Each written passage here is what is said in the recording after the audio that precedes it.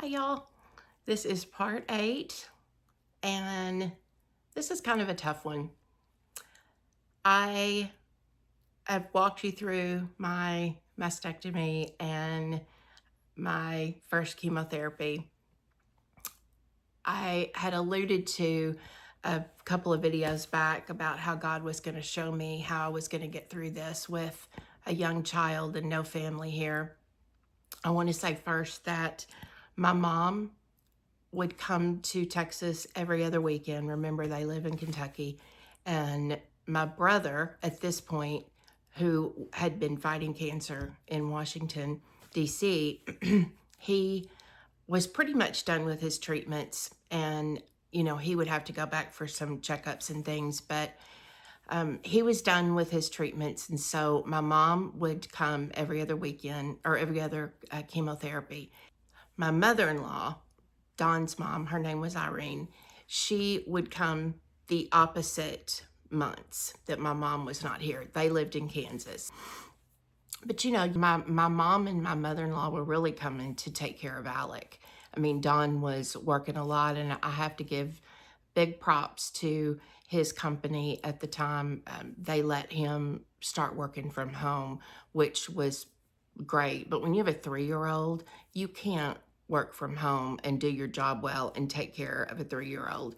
So my mom and my mother-in-law came and took care of them. But then you start thinking about who's going to take you to chemotherapy and who's going to cook meals. You've got doctor's appointments, you've got to go get Neupogen shots, you've got blood tests that you have to have done. And there's just, on top of me being so sick and Alec really needing to be looked after, there was a lot. And I know people do it with a lot less than what I had. I am so grateful. I will tell you that God showed up in a big way. But again, I wasn't really talking to God. I really wanted to. And after that conversation I had with him after my first chemotherapy, I wanted to do that, but I just couldn't. And the anger and I think fear and it sounds awful, but this is what this is for me to be honest and transparent. But it was the why me. And I really struggled with that because I really felt like at the time, I'm doing everything right, but I really wasn't. I did not have that deep-rooted relationship with God that I should have. And my faith wasn't where it needed to be. But God still pulled through for me. My church at the time, I'm going to shout out Northside Baptist Church. Y'all, they did a meal train and they cooked for me 3 times a week for almost 18 months. At the time, that church was not that big, maybe 400 or 500 members. It's much bigger now, but at the time it wasn't that big. And they signed up to watch Alec when my mom or mother-in-law wasn't here. They signed up to drive me to chemotherapy. They were fighting over who was going to drive me. And I was I could not believe that people wanted to help me like that. I was so blessed. And I could have had such a positive experience with that whole time frame had I just been where I was supposed to be with God. But my internal struggle with that was so real. I just couldn't be at peace. I was so thankful and so grateful for this church. On my Sundays that I felt good, I would go to church, and just the encouragement I got from people made me feel so good.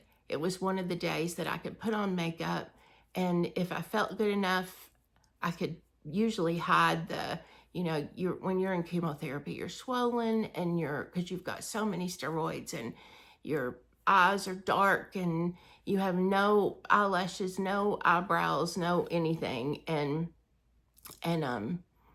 it just is, it's hard to look good, but I would would plaster on a lot of makeup and try to look good.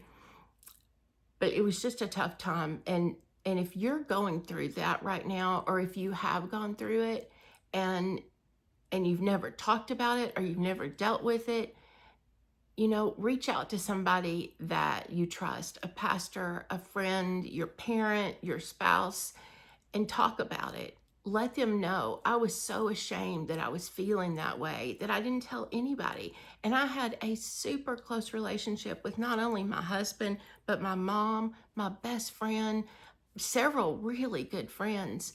And I just was ashamed. I was ashamed to talk about that I was not relying on God, and that I was mad and scared and suffering the why me. And so I think so many people say publicly, I'm relying on God, and, God's going to either, whether it be save me here on earth or save me in heaven, that's the plan. And I just wonder, some people absolutely believe that they really believe that, and their faith is strong enough that they are doing that. And I will tell you that because with my pancreatic cancer, that is exactly how I felt. But with breast cancer and that young and going through that, I didn't feel that way. And I really felt alone in that. And if I can reach one person with this and tell you you're not alone when you feel that way, I hope that that's what this can do. I'm going to get to the hair loss. Like I said, I've said a couple of times, now it didn't bother me with this one. I'm 58. I was 57 at the time when I lost my hair this time. I had a party and laughed through the whole thing and never once thought about it. Just didn't bother me at all. I could care less. But at 35, I did care. And one of my things that I've always been proud of is how thick and beautiful my hair was. I had really thick, beautiful hair. And my hair was pretty long. And so right before I was going to lose it, they tell you it's going to happen on day 15, 16, or 17. And they mark the calendar for you, the nurses at the chemo center. And so we had planned to have a head shaving party on the day that it started to fall out. Everybody was kind of on standby, my really close group of friends. It's about 7 or 8 of us. And so we cut my hair really short the week before. And I discovered I liked it short. It was really cute. So we cut it. Well, I woke up we expected it to really happen on day 16.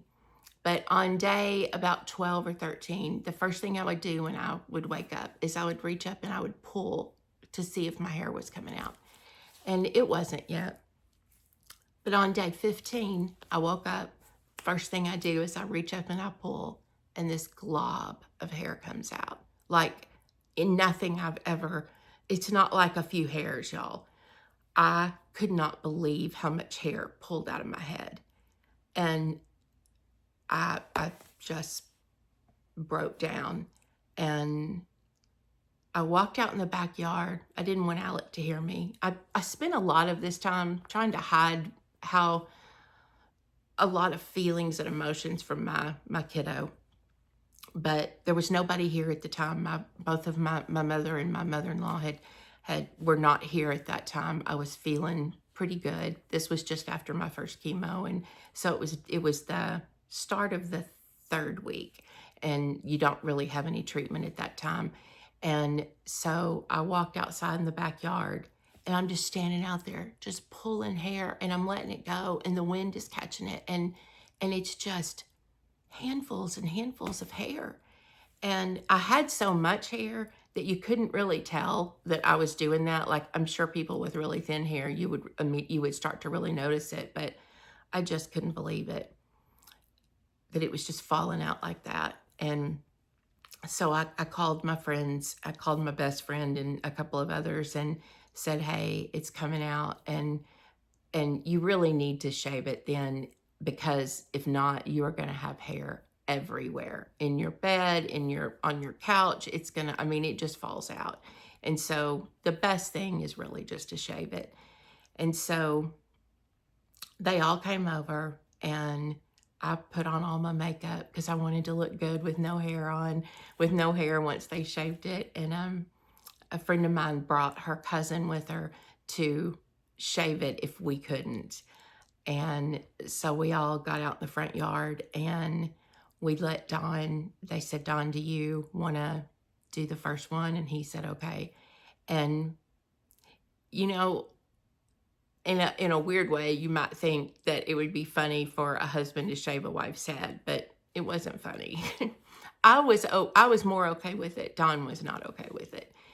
He did it once or twice, I can't remember. And I remember hearing him say something along the lines of, I'm done, or no, or something. And he handed the razor off. And so the girl did the rest of it. And when they got done, I said, okay, I'm still smiling at this point, and I'm also still a little bit stopped up from being sick last week, so excuse me if I sound funny.